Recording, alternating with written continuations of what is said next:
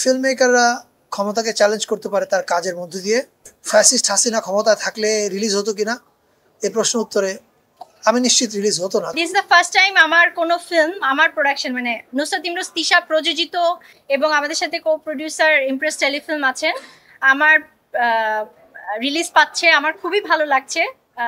Series এসেছে, web series এসেছে আমার প্রোডাকশনের, কিন্তু সিনেমা এই ফার্স্ট।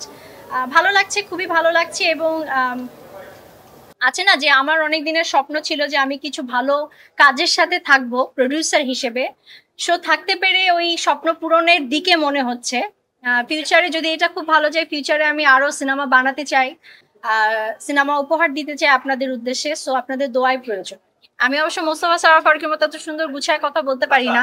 এক্ষেত্রে আমি মোস্তফা সরোয়ার ফারুকীকে বাহবা দেই, কারণ সে সাহসিকতার সাথে এটা বানাতে পেরেছে বলেই হয়তো বা সাহসিকতার সাথে আমি তার সাথে পাশে থাকতে পেরেছি। ফিল্ম মেকারের তো আসলে সাহস ছাড়া কিভাবে ফিল্ম বানাবে।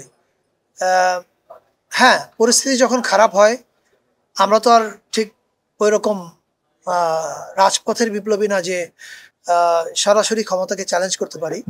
তবে ফিল্ম মেকাররা ক্ষমতাকে চ্যালেঞ্জ করতে পারে তার কাজের মধ্য দিয়ে, এবং এই কাজটা যেটা ডেমোক্রেসি প্রাইভেট লিমিটেড ওরফে 840, এখানে আমরা ক্ষমতাকে চ্যালেঞ্জ করেছি স্যাটায়ার দিয়ে, বিদ্রুপ দিয়ে। আর বিদ্রুপ তো আপনারা জানেন যে অসীম ক্ষমতাবান যখন স্বৈর শাসক থাকে তাকে টেক ডাউন করার সবচেয়ে বড় অস্ত্র হচ্ছে বিদ্রুপ। সেটা আমরা ব্যবহার করেছি। এখন এটা সত্য কথা যে শুটিং করার সময় প্রতিদিন রাতে ভাবতাম আজকে না বুঝে ফেলে ওরা, আজকে না বুঝে ফেলে আমি কি শুট করছি, কেন করছি। ফ্যাসিস্ট হাসিনা ক্ষমতায় থাকলে রিলিজ হতো কিনা, এই প্রশ্ন উত্তরে আমি নিশ্চিত রিলিজ হতো না। কারণ শনিবার বিকেল নিয়ে আমরা দেখেছি কি হয়েছে। কিন্তু সবচেয়ে বড় কথা হচ্ছে এখন ছবিটা দর্শকের কাছে যাচ্ছে। আমি চাই সবাই দেখুক এবং ভালো লাগলে অন্যদেরকে দেখতে বলুক। 420 সিকুয়েল না, তবে এটাকে আমরা বলছি 420 ডাবল আপ। ডাবল আপ এই কারণে যে আপনারা সবাই জানেন গত 15 বছর বাংলাদেশে দেশ পরিচালনার নামে, গণতন্ত্রের নামে কি তামাশাটা হয়েছে।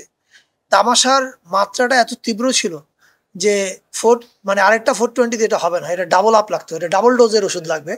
সো 840 হচ্ছে, যেহেতু তামাশার মাত্রা ছিল আমাদের সমাজে এবং রাষ্ট্রে অনেক উঁচুতে, ফলে আমাদেরকে বিদ্রুপের মাত্রাটাও উঁচুতে উঠাতে হয়েছে।